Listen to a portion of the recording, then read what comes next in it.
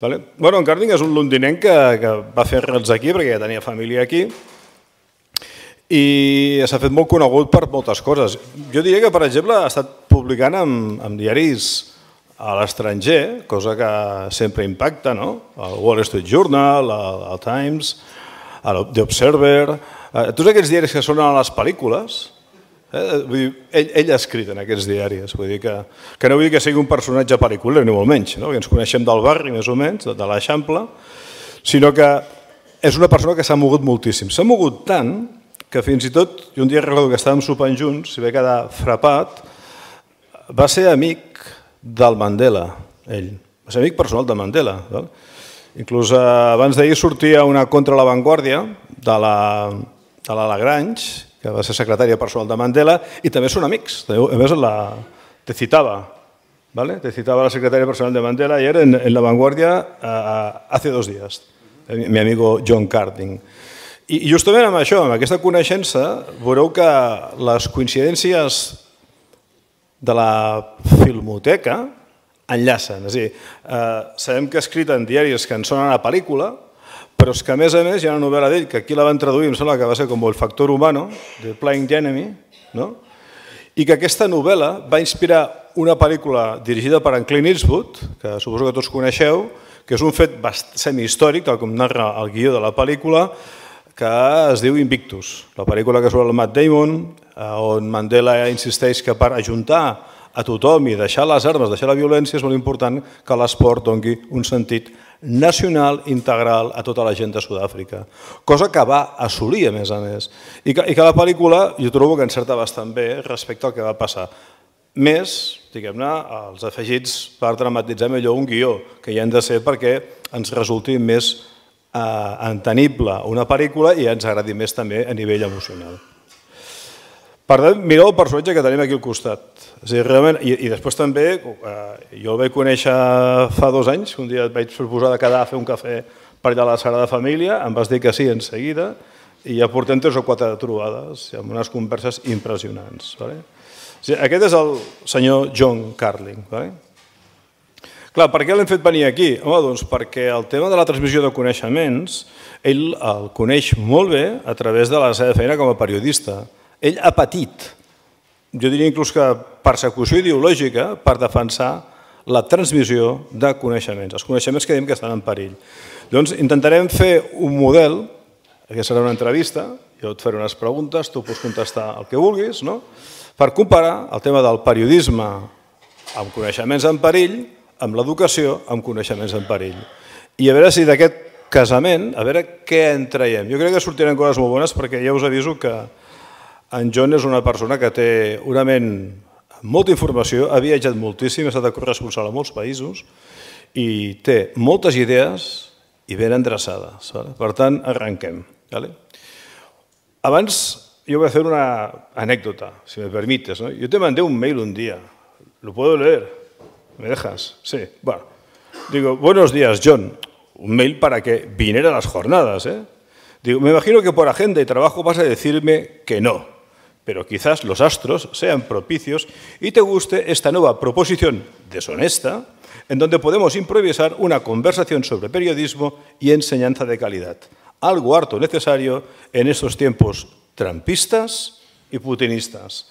Él escribe mucho sobre Trump. En La Vanguardia, uno sí, uno no, va de Trump. Si puedes aceptar ese tan deshonesto encuentro en donde intercambiaremos más impresiones con argumentos que not arguments, que no discusiones en inglés, disfrutaremos de una tertulia entre ambos ante una excelente audiencia, que sou vosaltres. Vos direu una abraçada, John. Passen unes hores i m'arriba una resposta i posa OK.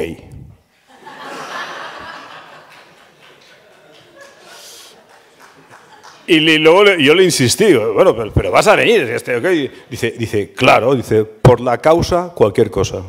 Aquí el tenim.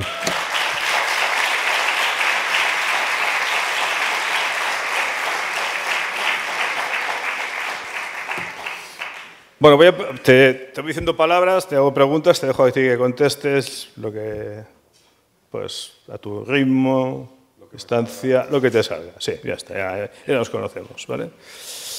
Vale, hay un tema de educación de calidad, como también periodismo de calidad, en donde casi se nos dice que lo que se persigue es que el individuo, el alumno o el ciudadano tenga conocimientos críticos, conocimientos contrastados para que sea crítico con razones reales, ¿no? ¿Vale?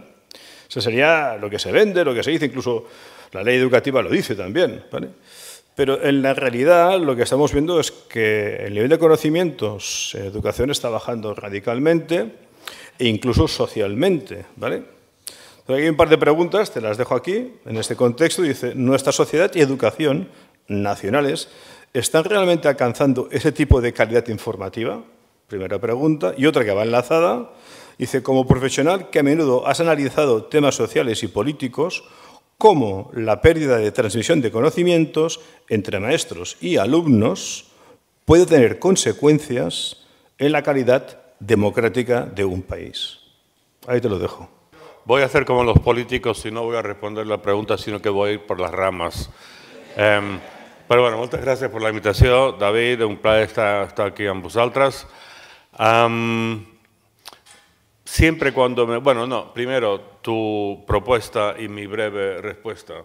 Lo que pasa es que yo me dedico la vida a escribir palabras. Palabras son mi trabajo. Entonces yo cuando no estoy escribiendo un libro o un artículo, me quiero limitar a lo máximo, bueno, limitar en las palabras que respondo. Entonces tú me mandas todo este rollo y la gente siempre, bueno, me invitan a cosas, me dan todo un rollo. Y ya está bien, o sea, lo puedes decir en dos líneas, David. A ver, un poco más de economía y utiliza y deja otras partes de tu cerebro para cosas más útiles que mandarme. Entonces, ok, sí. Pero encantado de estar aquí en vosaltres. Lo mismo me dice mi pareja, ya, sí. Ah, bueno, vale, pues ya hablaremos de eso otro día. Bueno, sí, y siempre... Bueno, David ya me ha presentado en otras ocasiones y se habla del tema de Mandela, que os puedo hablar de eso, que a la gente siempre le interesa y a mí también. Pero quiero hacer una pequeña observación, que algo que la gente nunca menciona, que es el punto de orgullo mayor en mi vida relacionado con Hollywood, que no tiene que ver con Mandela, ni con Invictus, ni con Morgan Freeman. ¿Sabes el qué es? No, ¿ves? La gente no lo sabe. Bueno, que... Hay una película que se hizo en base a un artículo que yo escribí hace como 25 años en una revista norteamericana, que es Jungla de Cristal 4 de Bruce Willis. O sea, esto sí que es tema. ¿Qué Mandela ni leches? Jungla de Cristal 4 y nadie, nunca sí, lo tengo que mencionar yo. Joder. Sí que lo sabía, pero no quise ponerlo. Bueno, pero es el tema más serio y más importante de mi vida, Jungla de Cristal 4. Sí, y os cuento muy rápidamente que hice un artículo que, bueno, que viene un poquito al caso de lo nuestro hoy, que hice un artículo que fue en el año 97 para una revista muy guay de San Francisco llamada Wired sobre la guerra informática, la ciberguerra. O sea, estaba bastante adelantado a los tiempos en ese momento. Y era sobre cómo la guerra se iba a hacer a través de el ciberespacio y, por ejemplo, destruir el sistema de electricidad de Chicago o el sistema de control de tráfico aéreo de Los Ángeles y así crear un montón de desastres y que la guerra se iba a hacer así. Bueno, evidentemente nos equivocamos porque ha habido desde entonces muchas guerras muy terribles, clásicas, espantosas, como siempre. Pero la broma fue que el titular del artículo que pusieron los de la revista fue Adiós a las armas, como el libro de Hemingway, ¿no? Sobre la guerra civil española, Adiós a las armas.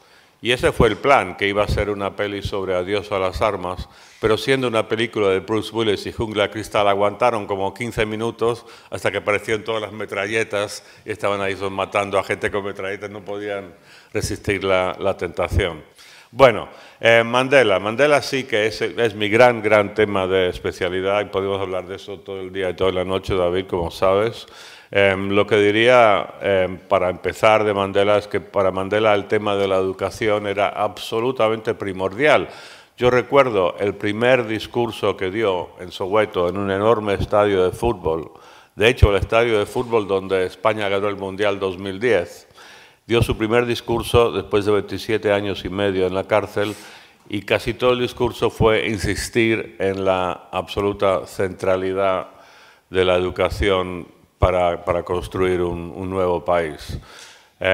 Una cosa es la teoría, otra cosa es la práctica. Es algo tremendamente lamentable y triste que la educación, el sistema educativo en Sudáfrica hoy es peor para los negros que en tiempos del apartheid, imagínate, desastroso. Y eso que el sistema educativo estatal para la población negra, la gran mayoría, la que no tenía el voto, estaba discriminada en todo, era deliberadamente mala en los tiempos del apartheid para que los negros no pudieran competir en el terreno laboral con los blancos. Y pese a eso, la educación de los niños negros hoy es peor que hace más de 30 años en la época del apartheid, lo cual es como para llorar. En cuanto a la pregunta, adaptarnos a los tiempos que corren, yo creo que hay un tema que me imagino que tenéis que tratar muchísimo vosotros, porque yo no estoy capacitado para hablar, pero es el tema de la inteligencia artificial. O sea, esto es tremendo, David, y yo no sé cómo se va a adaptar el sistema de enseñanza aquí y en todos lados en consideración de la revolución que esto va a representar. Y lo que me preocupa es que cuanto más terreno gane la inteligencia artificial, menos conocimientos va a tener la gente y más el impacto político, más para beneficio de los populistas, de los dictadores y en detrimento de la democracia. O sea, la democracia, la idea de que el país está gobernado por el pueblo, para el pueblo y tal, absolutamente depende de manera crucial de que el pueblo sepa de lo que habla, que el pueblo entienda lo que está pasando. Y para eso necesitan que gente como vosotros les den una buena educación y tengan conocimientos para después tener criterios para pensar críticamente y digerir y analizar lo que la gente les dice. Yo creo que es tremendamente preocupante ahora lo que vimos en una encuesta hace creo que 2 semanas, una encuesta nacional en España, que lo habréis visto, ¿no? Que el 18% de los jóvenes no le parece mal la idea de volver a la dictadura. Esta encuesta se hizo para coincidir con el aniversario 50 de la muerte de Franco. Y hay una diferencia colosal entre lo que piensa la gente joven, digamos 25 para abajo y tipo 40 para arriba. 40 para arriba, la gente le parece una atrocidad, un espanto volver a la dictadura. La gente más joven va a decir, bueno, vale. Y lo que estamos viendo ahora, pero no solo aquí, bueno, un dato que es un poquito reconfortante es que, si no me equivoco, esos números del porcentaje de gente joven que está a favor de que volvamos a una dictadura era más bajo, apreciablemente más bajo en Cataluña que en el resto de España. Creo que no me equivoco cuando digo eso. Y sí, y yo pienso que Cataluña, quizá Barcelona en particular, va a ser quizá el último bastión en España contra esta ofensiva que hay de la derecha populista. El tema con el populismo, con partidos como Vox o como Trump en Estados Unidos, es que no apelan a las facultades críticas cuando hacen su llamado a los votantes, sino apelan a la emoción. Y lo clásico, desde Hitler hasta Vox, pasando por Trump y todo lo demás, es que apelan al miedo. El miedo es quizá la emoción más elemental, más primitiva, más fuerte que tenemos, y lo típico que hacen es que generan un miedo, un enemigo que viene y nos va a amenazar nuestra forma de vida, nuestras propias vidas, y yo soy el que te va a defender contra eso. Y vota por mí y ya no tendréis que tener miedo. Y el típico tema es el tema de los inmigrantes, ¿no? Que está funcionando muy bien en Estados Unidos, en Inglaterra, donde ahora el partido de ultraderecha va primero en las encuestas. En Alemania creo que también, en Francia también, aquí en España Vox va creciendo y son gente que te pones a pensar, o sea, la pregunta que hay que hacerse es ir un poquito más allá o sea, apelan al miedo, yo tengo la solución, vota por mí, yo te voy a defender. Lo que hay que preguntarse es si esta gente está en el gobierno y hay una crisis, por ejemplo, otra pandemia, ¿realmente vamos a querer que esté Santiago Abascal y compañía gestionando el país? Creo que no, pero eso es como un nivel de complejidad al que parece que mucha gente no llega. Y te dan, sí, y lo que te dan estos partidos populistas de derecha son soluciones muy simples a problemas infinitamente complicados. Por ejemplo, que el sistema educativo de España en general y Cataluña en particular esté en manos de Vox o de una coalición PP-Vox me parece profundamente alarmante. No tanto quizá por el contenido ideológico, sino porque van a ser unos inútiles, no van a saber qué hacer, no van a saber diagnosticar el problema, son gente que habla en consignas. Y entonces, sí, entonces el gran reto, yo creo, de nuestra época, el reto en el mundo político, es que hay una batalla global, bueno, en Occidente, en otras partes del mundo ya la batalla se ha ganado, se ha acabado, como en Rusia o en China. Pero en Occidente el momento actual se define por una batalla entre la democracia y el autoritarismo. Y por eso es tan absolutamente fundamental el trabajo que hacéis vosotros. Y a mí me asustaría tener estos retos que tenéis, pero dar conocimientos a la gente, dar los elementos para que puedan pensar de manera crítica, siempre ha sido importante, pero creo que ahora es no solo importante, sino urgente ante esta avalancha que se nos viene encima de partidos políticos autoritarios. Claro, esto parte de la premisa de que uno valora la democracia y este es otro tema, que yo creo que precisamente lo que demuestran encuestas como esta de la que estamos hablando es que la gente joven, o un creciente número de gente joven, no valora la democracia como luego valoramos gente mayor, como por ejemplo yo. Y creo que el tema de la historia es particularmente importante, David. Yo creo que la historia es tremendamente... O sea, yo tengo la impresión de que para mucha gente joven la historia empezó con TikTok, con Taylor Swift. O sea, que hay pocas cosas antes de eso. Y tienen poca conciencia de que durante siglos, no solo aquí en España la guerra civil y la lucha contra Franco, pero durante siglos en el mundo, en Occidente en particular, montones y montones de personas se han sacrificado, han dado sus vidas, han luchado con enorme valentía y heroísmo para precisamente promover las ideas básicas de la democracia como la libertad de expresión y la igualdad frente al Estado de Derecho.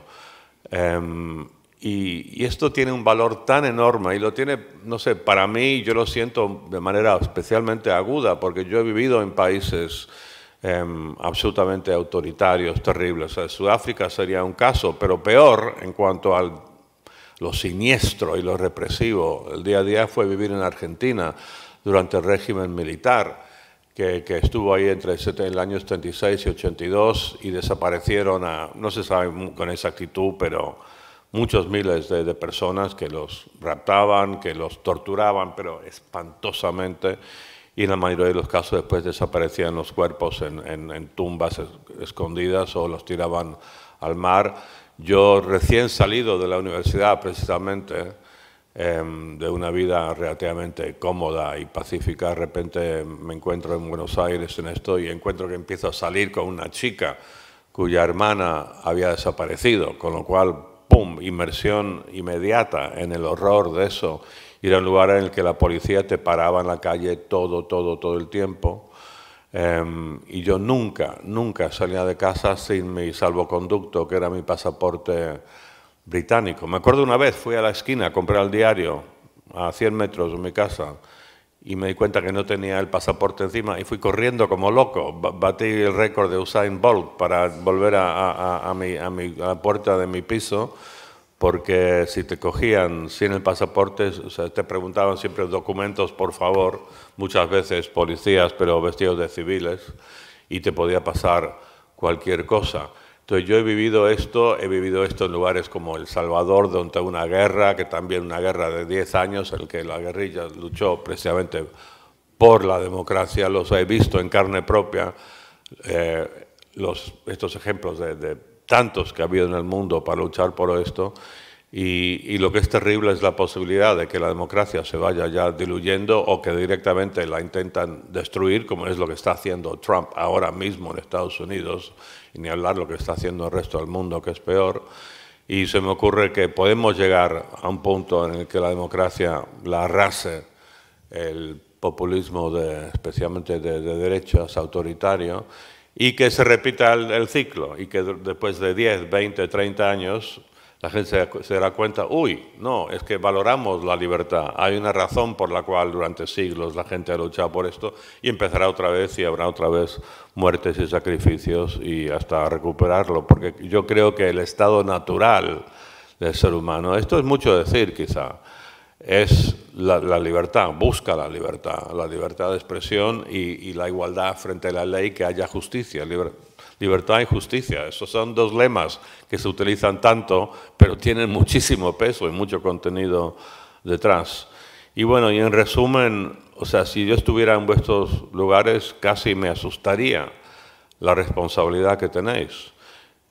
Y ya sé que estáis condicionados y quizás limitados por la gente que manda a nivel estatal o gubernamental en esto, pero de todos modos, cada uno de vosotros como docentes, vuestra responsabilidad es tremenda, es urgente, y casi estoy agradecido de que estoy aquí en el papel relativamente fácil de comentar las cosas en vez de tener que hacerlas.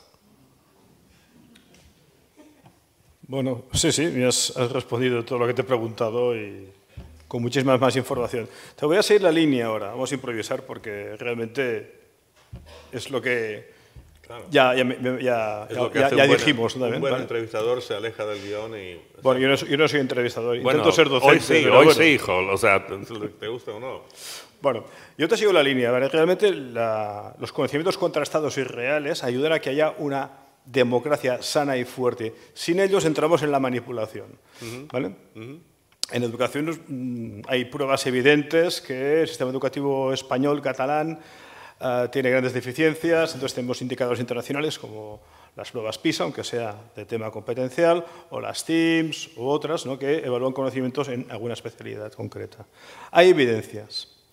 Claro, pero en periodismo también me imagino que hay cosas, ¿no? A mí una vez en un centro me atreví a decir que estaban bajando los niveles, tenía un contrato para 2 años. ¿Niveles de periodismo, decías? No, yo estaba trabajando ahí de profesor. Okay. Y me echaron porque estaba en el claustro. Ahora bien, sí. Luego la directora montó un... Siempre echan los mejores, David. No lo sé. Es que ahora luego hablaré de ti. ¿A los rebeldes? Sí. Bueno, lo que pasa es que yo, en ese caso, la directora se le ocurrió la sana idea de echarme y montó un concurso literario en una ciudad aquí en Cataluña y tal, y yo me presenté y lo gané. Ya. Pero me tuvo que dar la directora delante del alcalde y en acto público de la ciudad el premio, un ramo de flores, y había un talón de dinero encima, o sea que está bien. Bueno, fue un momento bonito de venganza. La venganza siempre es dulce. Sí, fue así, pero de guante blanco. No nos engañemos, nos gusta la venganza. Pero es que luego volvió a convocar el premio otra vez y no pusieron que si habías obtenido el premio no podías volver a concursar, no, te daba libertad.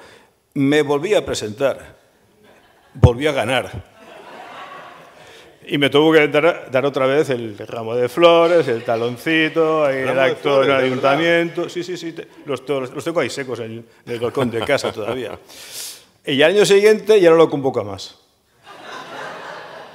Ya. Pero yo te voy a preguntar a ti, en alguna situación a ti, por defender los conocimientos contrastados, la exigencia y el conocimiento real, ¿Te han echado algún trabajo?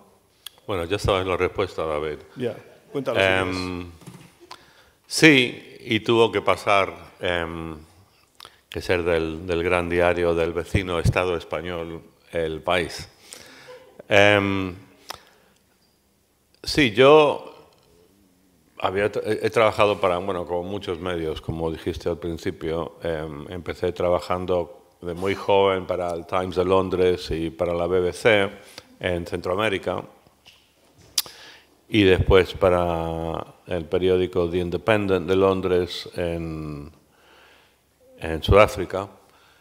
Y, o sea, estuve ahí trabajando o sea, antes de llegar al país, 16 años de periodista, básicamente en Argentina, México, El Salvador, Nicaragua, Guatemala y Sudáfrica. Y nunca nadie, y aparte escribí para muchísimos medios, porque empecé como freelance. O sea, hacía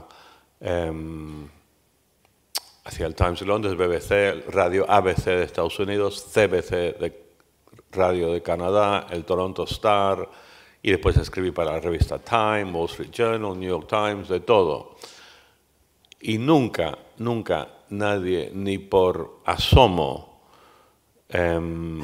me intentó censurar o alterar o cambiar de dirección en lo que estaba haciendo. O sea, si me equivocaba en algo o si estaba mal escrito, me decían, oye, es lo mejor, hijo. Pero nunca, en toda esta experiencia. Lo único sí que, por ejemplo, en Sudáfrica amenazaron el gobierno amenazó con expulsarme del país durante el año anterior a la liberación de Mandela, porque, bueno, obviamente escribí artículos contra el apartheid y me convocaron una vez a la presidencia, me amenazaron con expulsarme del país, pero eso es otra cosa.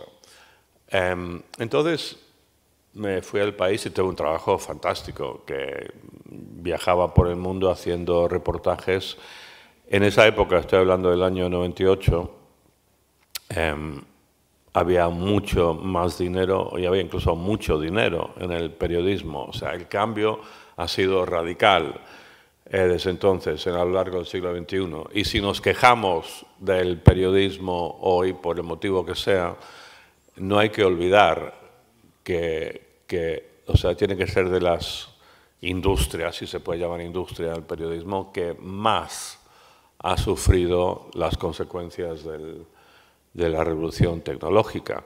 O sea, por ejemplo, yo en el año 2000, para daros un dato, a mí me pagaba mensual El País, pero hacía bastantes trabajos freelance para la prensa inglesa. Por ejemplo, para el Times de Londres o el Financial Times de Londres. Y en el año 2000 me pagaban mucho dinero. O sea, ahora es una barbaridad. Me pagaban básicamente 1 libra por palabra. Es fantástico. O sea, escribía 1000 palabras y me pagaban 1000 libras. O sea, escribía en inglés the, of, with, a, y 1 libra, 1 libra, 1 libra. Será glorioso. Y ahora, hoy, 25 o más años después, te pagan la mitad. O sea, por 1000 palabras te pagan ahora, bueno, si tienes suerte, te pagan 500, quizá 400 libras, o sea, 500 euros más o menos. Y eso, pese a que ha habido muchísima inflación, los precios han subido, no sé cuánto habrán subido, 50% en ese tiempo, eso es lo que te pagan.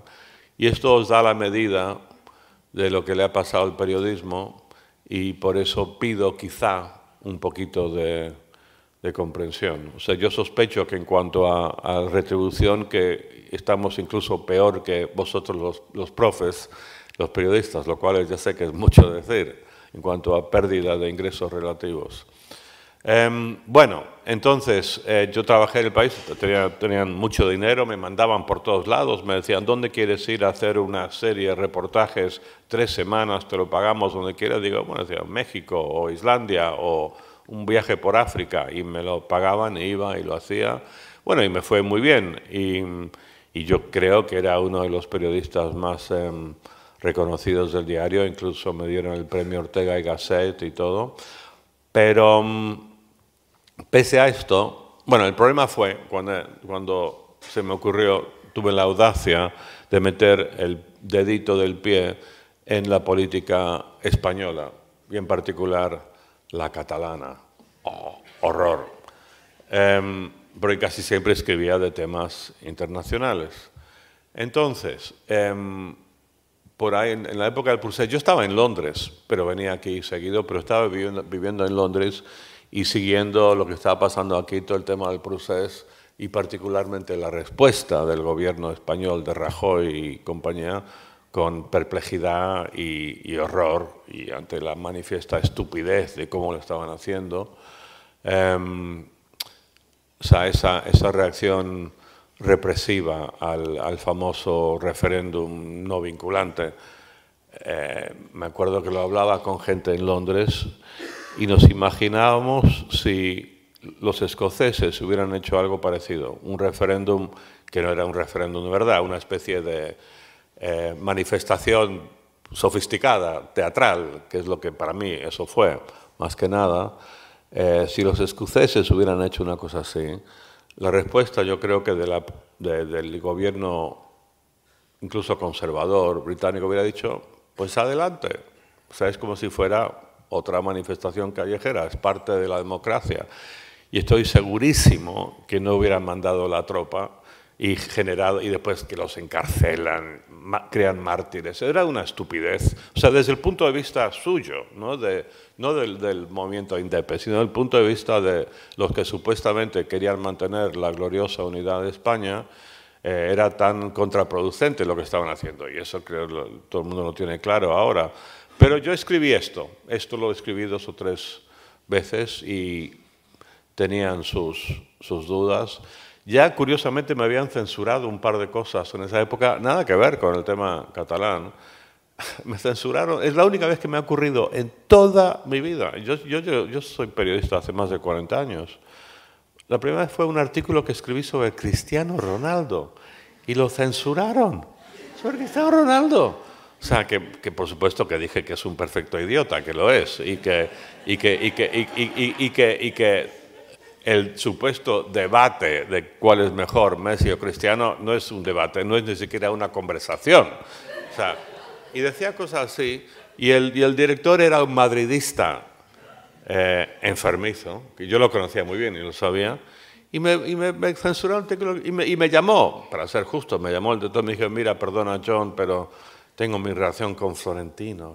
Dije, vale, mira, solo es fútbol, solo es Cristiano, da igual, o sea, pasemos. Después, yo tenía una columna semanal, como ahora tengo en La Vanguardia. También esto tampoco tuvo que ver con Cataluña. Llego a la respuesta en un momento, David, igual ya sé que me estoy alargando, pero espero que esto os divierta un poquito y por eso voy un poco por las ramas, como ya advertí. Pero hice un artículo cuando, sí, creo que Trump acababa de llegar al poder, exacto, era 2017, la primera vez. Y hice un artículo que era una historia, un diálogo imaginario entre Trump y Putin, que por supuesto era muy satírico, pero como toda sátira con una pretensión de tener un fondo serio. Y me acuerdo que lo mandé a Internacional, que lo recibieron ahí. La jefa internacional me llamó por teléfono, está divertidísimo, qué buen artículo, cojonudo, fantástico. Y esto fue a mediodía, y esa noche, como a las 8 o 9, me llega un mail de uno de los capos, ¿no?, la jefa internacional, diciendo que no lo iban a publicar porque sería ofensivo para las embajadas de Estados Unidos y Rusia. O sea, qué patético, ¿no?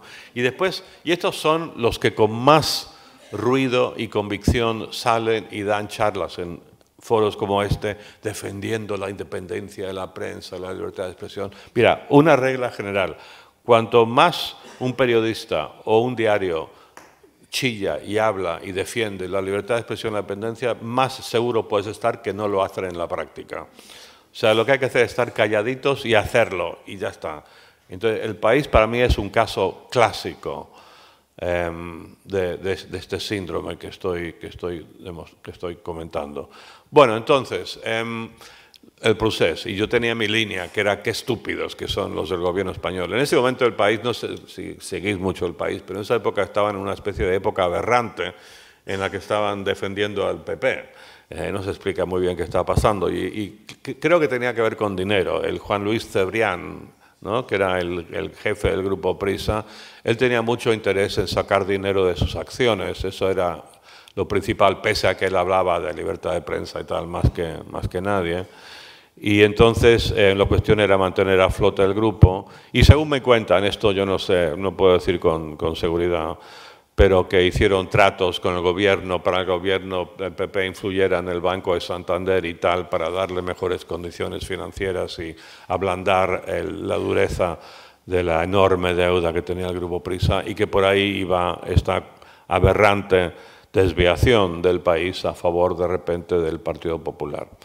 Bueno, entonces yo estaba en Londres cuando, y esto sí que os acordaréis todo, el famoso discurso del rey, del Felipito, del joven este, ¿no?, sobre el tema catalán, sobre todo el tema del procés, y porque creo que recién se había hecho referéndum, ya estaban metiendo a gente presa, creo que Puigdemont ya se había escapado, estamos en esa época por lo menos.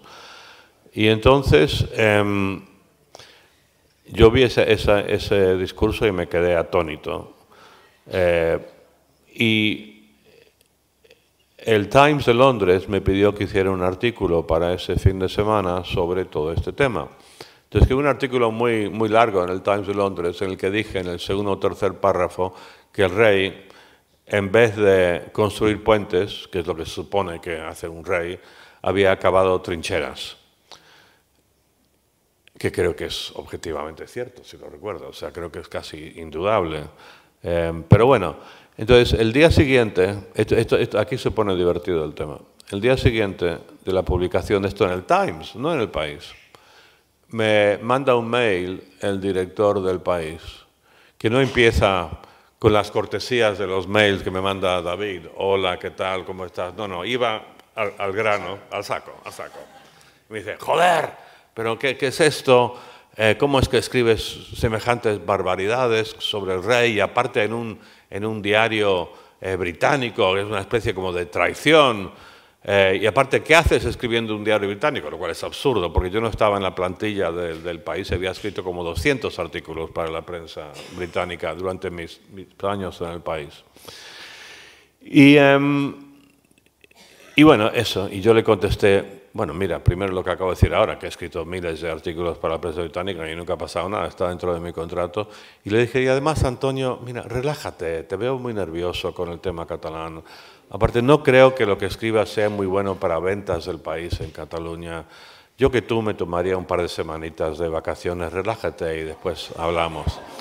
Bueno, parece que esto no le cayó muy bien, porque nunca he vuelto a tener ninguna comunicación con él. Y eso que éramos amigos, íbamos a cenar con nuestros respectivos amigos en Washington. Éramos periodistas en El Salvador, cuando éramos mucho más jóvenes. Bueno, entonces 2 días después me llega un mail de mi súper amiga gallega, Josefa, que era directora de Recursos Humanos.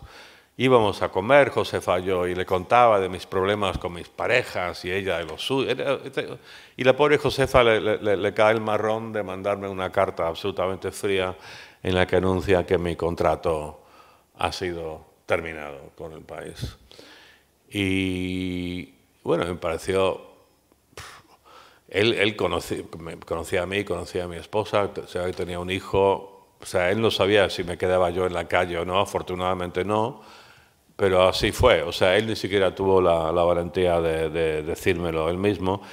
Pero yo me lo tomé con un cierto humor, no sé si es mi vena británica, catalana. Creo que, por cierto, la vena de humor catalana y británica es bastante parecida y tiene bastante más en común que la vena de humor catalana con el resto de España, pero ese es otro tema para otro día. Ese punto irónico, hay algo aquí que a mí yo me siento muy cómodo aquí. Y le mandé casualmente me iba a Madrid 2 días después y le mandé un WhatsApp o un SMS diciendo, oye, mira, voy para Madrid, ¿qué tal si tomamos un café? No me respondió, qué triste. Hizo un poco de noticia mi despido y los periodistas estaban llamando al País que no dijeron nada. O sea, nunca hubo una explicación, ni siquiera en este mail que me mandaron ni de nadie. de por qué me habían despedido. Y bueno, y ya está, fuera. Tenía un contrato, llevaba 18 años o algo así escribiendo ahí en El País. Sí, pero tenía un contrato, no estaba en plantilla y solo me tenían que pagar 3 meses. Bueno, ¿qué le vamos a hacer? Entonces, después de 1 mes y medio, algo, escribí un artículo, me pidió La Vanguardia un artículo, me pagaron el primer mes los 3, y sale un artículo en La Vanguardia y me llega un mail del País: esto viola el contrato, usted no puede escribir para otros periódicos, con lo cual no le vamos a pagar los otros 2 meses pendientes. O sea, qué mezquindad, ¿no? Buah, lamentable. Y bueno, y entonces me echaron, sí, me echaron por... Es irónico, ¿no, David? Porque no fue específicamente para un artículo en El País, sino en el Times de Londres. O sea, que me despide El País por un artículo en el Times de Londres. Esto es lo nunca visto. Y nunca dieron ninguna explicación hasta que pasaron un par de años. A este tipo, Antonio Caño, el director, lo despidieron como director 6 meses después, pero como El País es muy feudal, al rey, hay que mandarlo al exilio, pero tratarlo bien. Entonces no se fue a Abu Dhabi, pero se fue a Washington, y le dieron a su esposa trabajo como corresponsal y a él trabajo como columnista 1 vez al mes, y le seguían pagando y le pagaron la casa y el colegio de los niños y todo, porque al ex rey hay que tratarlo como... estaban a su alrededor todos a la puta calle, pero al rey se lo lleva al Abu Dhabi de Washington. Y estuvo ahí 2 años y después lo despidieron del todo. Y entonces este es el colofón cómico de toda esta historia, que... lo despiden, él se indigna. Él es el clásico españolito cabrao que se indigna, ya sabéis. Y le hicieron una entrevista en La 4 y le preguntaron 2 cosas. Una, que cómo era posible que le pagaran tanto dinero por su columna mensual en El País durante 2 años. ¿Sabes una cosa? Salió en La 4 y no lo negó, que le estaban pagando 360.000 euros al año, o sea, 30.000 euros por columna, que nadie leía, por cierto, era un coñazo. O sea, era, pero de lejísimos, el columnista mejor pagado del mundo. Me acuerdo que a Boris Johnson, cuando fue columnista de un diario en Inglaterra, le pagaban 5.000 libras por columna. Me parecía una salvajada, 30.000. Bueno. Entonces, pero lo echan y en vez de estar agradecido, demanda al País por despido ideológico. Despido ideológico. La broma es que le preguntaron esa entrevista en La 4 y por fin salió la verdad de por qué me habían despedido, porque despediste a John Carlin. Y dijo, por su vertiente ideológica independentista. Y a la vez, él está demandando al País por despido ideológico. O sea, es que aparte de ser... Bueno, además, no hay palabras. Entonces, eso. Y ya está. Creo que él también les trajo una pasta al País. Y eso que lo siento, espero no ofender a la gente aquí, pero no soy indepe, pero mi actitud hacia el independentismo es absolutamente respetuosa. Y este fue, en el fondo, el problema con El País, porque Antonio Caño y El País en ese momento odiaba al independentismo, y me consta, porque conozco a Antonio, que odia a los catalanes también, o sea, independientemente de su... O sea, yo odio a los catalanes una mica, pero no tanto. Y procuro, por lo menos en las formas, ser respetuoso. Y soy absolutamente defensor de que los indepes hagan lo que quieran, y si gana el independentismo aquí, yo me quedo a vivir aquí igual, tan tranquilo. Vale, ya está, una respuesta muy larga, lo siento. No, está bien, porque yo esperaba que contaras eso justamente. Iba a añadir que yo sé que tú no eres independentista, pero en cambio intentaste hacer un artículo objetivo, o sea, como los docentes tenemos que dar una información objetiva en el aula y defender esa verdad contrastada, tú hiciste lo mismo y te encontraste de patatas en la calle. Lo que pasa que creo que te ha ido bastante bien con La Vanguardia, con Cataluña. O sea, que yo creo que ganaste. Ah, sí, creo sí, que sí, que eso te ha ido muy no, mucho, no, no. Bueno, mucho por mejor. ejemplo, hice una prueba poco después de empezar a escribir en La Vanguardia, que creo que fue en 2018. Hice una pequeña prueba e hice un artículo imaginándome un diálogo entre Putin y Trump. Y me lo publicaron sin parpadear. Así que pensé, mejor. Bueno. No, yo estoy encantado de escribir en La Vanguardia. Mira, una cosa que también tiene que ver con lo que yo creo que es el cierto temperamento catalán que me atrae, que en La Vanguardia yo no voy casi nunca a la redacción, pero conozco a los 3 o 4 capos así de la redacción y son gente que toma su trabajo muy en serio, pero ellos no se toman en serio como personas. Y eso me agrada molt. En el país era al revés. O sea, no se tomaban el trabajo muy en serio, pero joder, si éramos importantes como personas, ¿sabes? Entonces, esto me agrada mucho y muchas cosas más de La Vanguardia. Bueno, básicamente nunca nadie... Y aparte, escribo artículos que les meten en líos. O sea, por ejemplo, off the record, entre nosotros... Yo escribo, le doy hostias con bastante frecuencia a Mohammed bin Salman, el príncipe que manda en Arabia Saudí, pero yo sé que el grupo Godó hace negocios en Arabia Saudí. O sea, no puede generarle mucha broma, mucha risa esto al conde y compañía, pero no me dicen ni pío, con lo cual, mis respetos. Bueno, nos quedan 7 o 8 minutos, o sea, la tarjeta rosa ya la quito. Cuando pongo la roja son 5 minutos, no te despido, no te voy a echar, o sea, simplemente es un aviso, ¿vale? Ya está. Te formulo una última pregunta con el tema de comparar el periodismo de calidad con la educación de calidad o la enseñanza de calidad, que viene justamente de eso. O sea, acabamos de plantear un tema en el cual que defender verdades o defender escritos o clases más o menos objetivas, que es lo que pienso que debemos hacer tanto el periodista como también el docente, eso acarrea problemas, ¿no? En tu caso fue un despido, en la gente importante os pasa eso, a los mindundis docentes nos cambian de centro o no nos renuevan. Dice el director, dice, el año que viene no te propongo. Ya está. Si tienes plaza definitiva, pues te acosan un poquito, te meten algún cargo ahí, tal, no sé. Total, que existen presiones por defender eso. Voy a poner un ejemplo, por ejemplo, en tema de información. No sé si os acordáis, hace muchos años, el proyecto 1x1 que mandó Maragall. Un ordenador portátil por cada alumno. Toshiba ganó el concurso, hubo una inversión tremenda y en ese aspecto una serie de gente lo criticamos y fuimos a ver a Maragall y le contamos historias de ciencia. O sea, no, es que el uso de teclado es malo para los críos. Un crío tiene que dibujar, tiene que hacer caligrafía, fija mucho más los conocimientos, el leer texto te concentra más. Le enseñamos todo de estudios de psiquiatría que estaban ya publicados en aquel momento y Maragall, político, conseller d'Ensenyament, dice, però esto es ciencia, en plan despectivo lo dijo. Digo, això és ciència.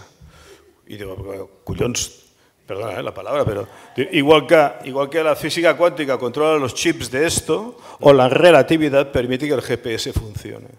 Si no, tire su móvil y tire su GPS. O tire su coche electrónico. Ya está, que lo cojan los pobres, pobre gente, ¿no? Ya está. Total, que negó una realidad científica, o sea, negó conocimientos contrastados, ¿vale? Y encima, en contra de los libros de texto. Pregunta última que te voy a hacer. Es corta esta, ¿eh? Sí. ¿Pantallas o libros de texto? ¿Pantallas o? Libros de texto. Ah. Bueno, ya sé que quieres que te responda a libros de texto, pero si lo digo seré un hipócrita total. Por ejemplo, yo ahora el 95% de los libros que he leído en los últimos 10 años ha sido en pantalla. Ho sento. Te insisto, a nivel de enseñanza. Sí, ya. No a nivel profesional. Sí, ok. Bueno, aquí yo creo que hay gente, bueno, hay muchísima gente mucho mejor cualificada que yo para hablar de esto, pero yo creo que aquí tenemos que pensar en el tema inteligencia artificial y quizá precisamente porque eso va a ser tan dominante, veo una lógica, aunque no la puedo explicar muy bien, intuyo una lógica entre volver más a las manos, a escribir, a lo táctil, a lo más elemental, como contrapeso a eso. Por cierto, o sea, esto no sé si es una observación muy útil para vosotros, pero yo, por ejemplo, hoy, yo tengo un hijo de 25 años y doy gracias que él no ha dicho que quiere seguir en mis pasos y ser periodista, que no le veo mucho futuro. O sea, los únicos trabajos que me parece que van a ser seguros van a ser trabajos que hacen con las manos, como carpinteros o fontaneros o cocineros o, como dije el otro día en un artículo, políticos, que trabajo por el cual no se necesita mucho conocimiento, porque claro, ese es otro problema. No, es otro problema, que ahora ves el típico debate, especialmente en Madrid, en las Cortes, y es un chillerío. O sea, no hablan de políticas, no hablan de el sistema educativo o de salud. Se gritan entre sí, como niños en el patio de colegio, pero niños pequeños. Pero yo no sé cuál es la respuesta. Yo lo único que voy a decir es insistir en de cuál de los dos es mejor, pero el método que mejor meta conocimientos en las cabezas de la gente y a través de los conocimientos y el ejercicio lógico, darles criterios para entender cómo va el mundo, porque nos estamos deslizando hacia algo muy, muy terrible. Se está imponiendo el modelo Putin, el modelo chino, el modelo Trump, y si se impone de verdad nos vamos a arrepentir muchísimo, y si ocurre de verdad será en buena medida porque la gente joven no tiene conocimientos ante todo, de la historia. Y yo, no sé, independientemente del tema que vosotros enseñáis, cada uno, sea matemáticas, sea esto, sea lo otro, yo creo que si podéis meter, aunque sea de forma un poquito subversiva y no que vaya del todo con vuestro tema, contar un poquito de historia, y es tan importante.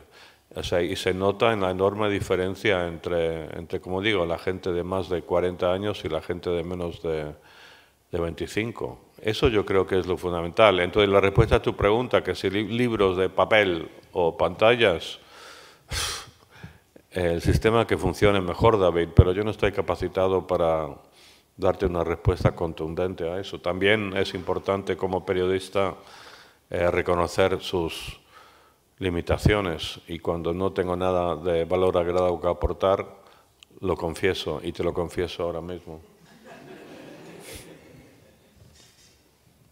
Gracias por tu confesión. ¿Vale? Ha sido un placer tenerte aquí en las jornadas, las 13avas jornadas de secundaria. Perfecto. Y creo que no será la última vez que vamos a coincidir tú y yo. Espero que no. Vale, muchas gracias. Ok. Gracias.